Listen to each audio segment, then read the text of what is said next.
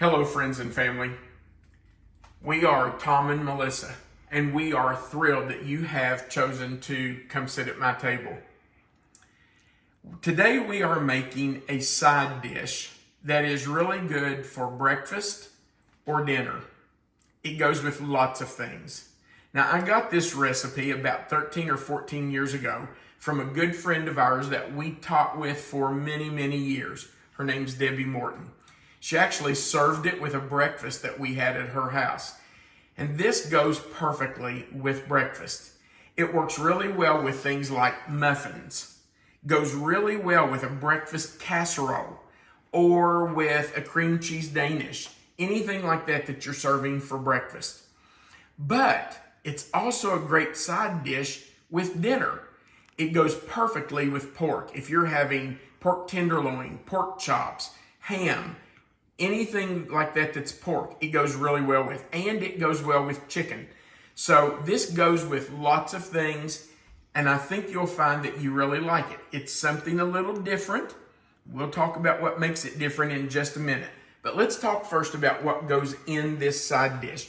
And you're going to love how fast this comes together.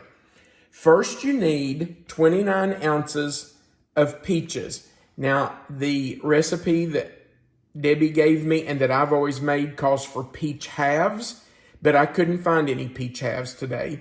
So I'm using sliced peaches, and I couldn't find a 29-ounce can, so I'm using two 15-ounce cans. And we're just going to put those in our sprayed dish. I did spray our dish with some Pam spray, some nonstick spray. And by the way, our dish is a 2.5 quart baking dish. You can use like a 9 by 13 pan or just a 2.5 quart dish.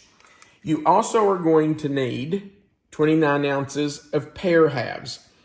Now, these are pretty good sized chunks of pears, and that's how I leave them because that's what the recipe calls for. If you wanted to cut these in half and make the pieces a little more manageable, you could do that. But these just go in also. And I have drained all of this fruit. It's all been drained.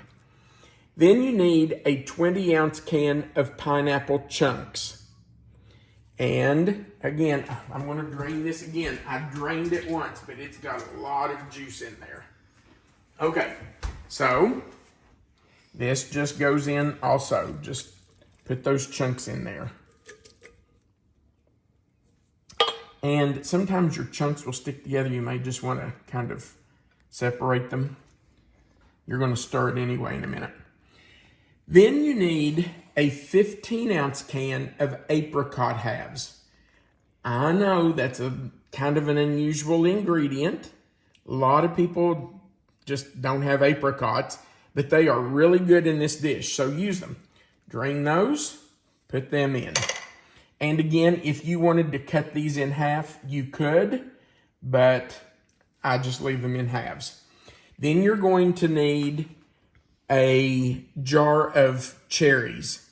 Now, this was a jar of cherries that had stems. I did take the stems off of them when I drained them, and we're just going to sprinkle those in. Makes it a really pretty dish. It really does. That gives it a lot of really nice color. Now, once you have those all in there, those 5 different fruits, you're just going to pour 1 stick of melted butter right over the top of them. Just get it all over that fruit. We're going to stir it in a minute anyway, so if it doesn't get on everything, it'll be okay because we're going to make sure it gets covered. And now I'm just going to gently stir this. Look, you can see that I'm just going under it and kind of turning it over. I'm not breaking anything up. I'm just kind of mixing it all around. Now, here comes another unusual part. We're going to make a topping to go on that we're going to stir in.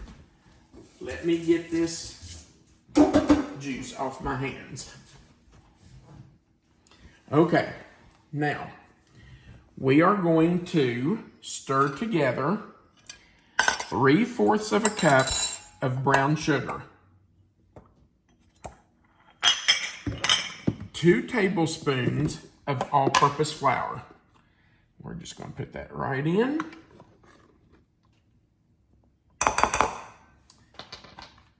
And here is another part that's kind of unusual. A lot of people probably don't even have this at their house, but it's worth getting. This is curry powder. Now, curry powder is best known for being a South Asian spice. It originated in the countries of India, Maldives, Pakistan, Bangladesh, Sri Lanka, that area. So it's a South Asian spice.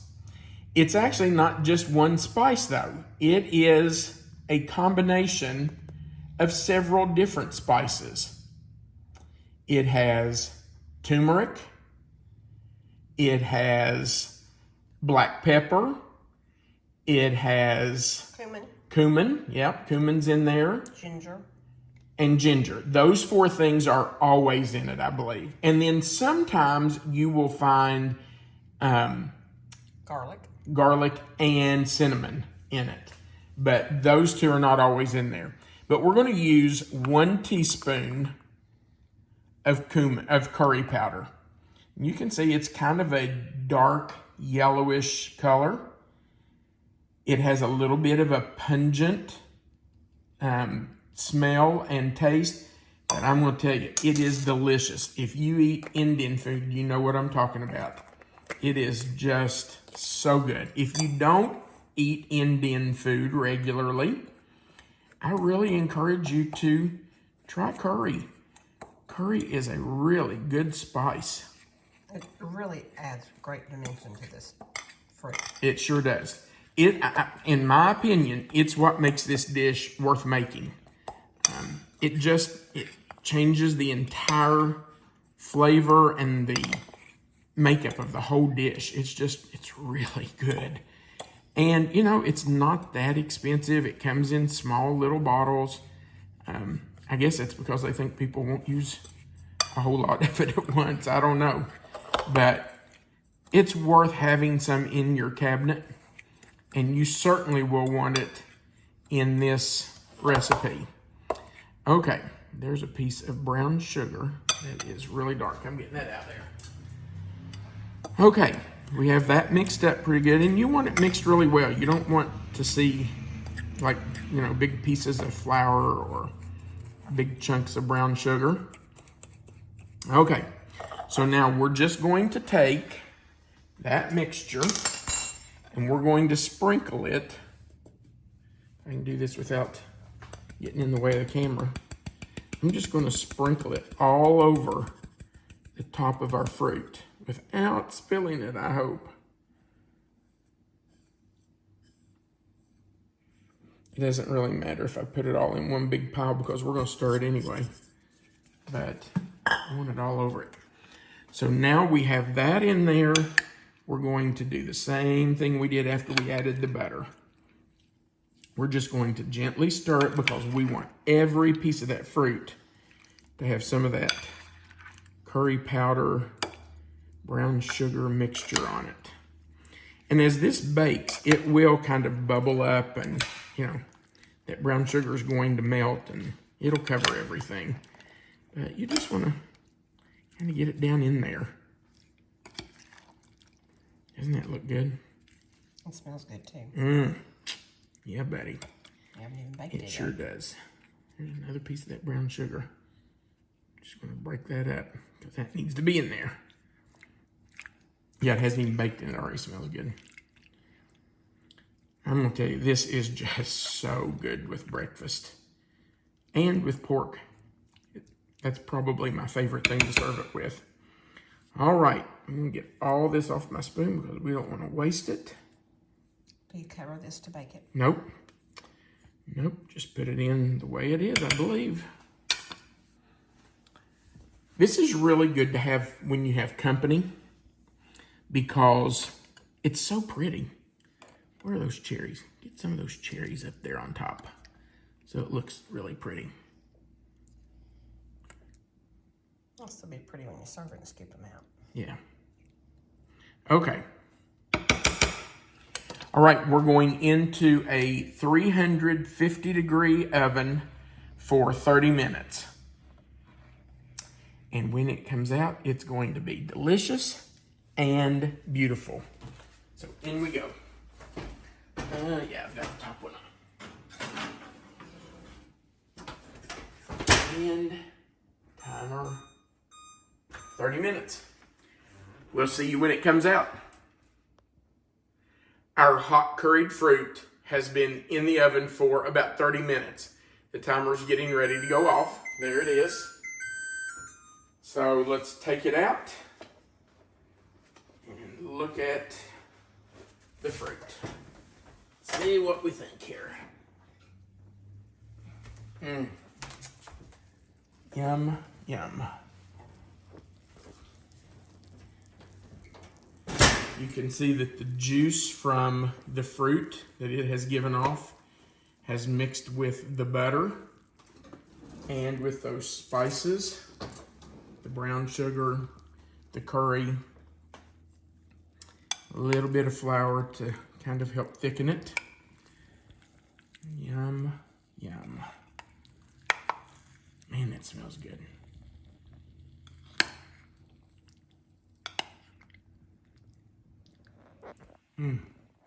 Well, you know I have to taste it. We would be disappointed if you didn't. I need a little bit of everything. Piece of apricot. Couple pieces of pineapple. Have to have a cherry. Have to have a pear. I love pears. And of course, I have to have a couple slices of peaches. Love peaches. Let's see, there it is. And then, of course, I need a little bit of that juice to eat with it. Look at that.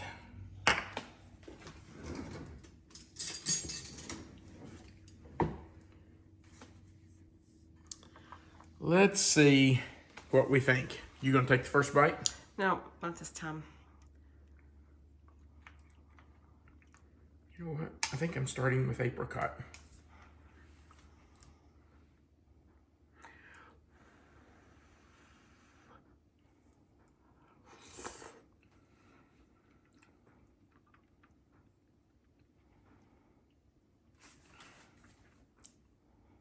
Man. The curry and the brown sugar are awesome. That is so good.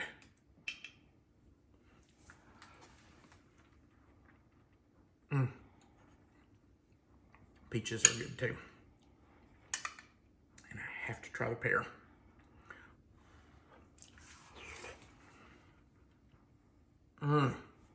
The pear is still just a little bit firm. Not firm. It's not mushy. It's firm, I guess. Now, the cherries are my least favorite part. I like them okay. They're not my favorite. But I'm going to eat it. Oh, that's good. Mix it with a pineapple. Perfect. You're going to love this. Fix it for breakfast. Put it with a breakfast casserole or muffins. Or have it for dinner. Or here's a better idea. Have it for dinner with some pork or some chicken. And then you can have the leftovers the next morning, if there are any, with your breakfast. It's delicious. All right. Thank you so much for watching our videos. Melissa and I both really do appreciate it. We appreciate the nice comments that people leave. The more comments you leave, the more our video gets shared.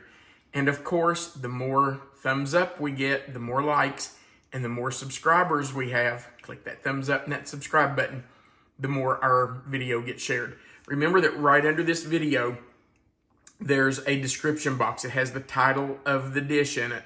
If you'll click that box, I think it has the title of the dish and then maybe it says more.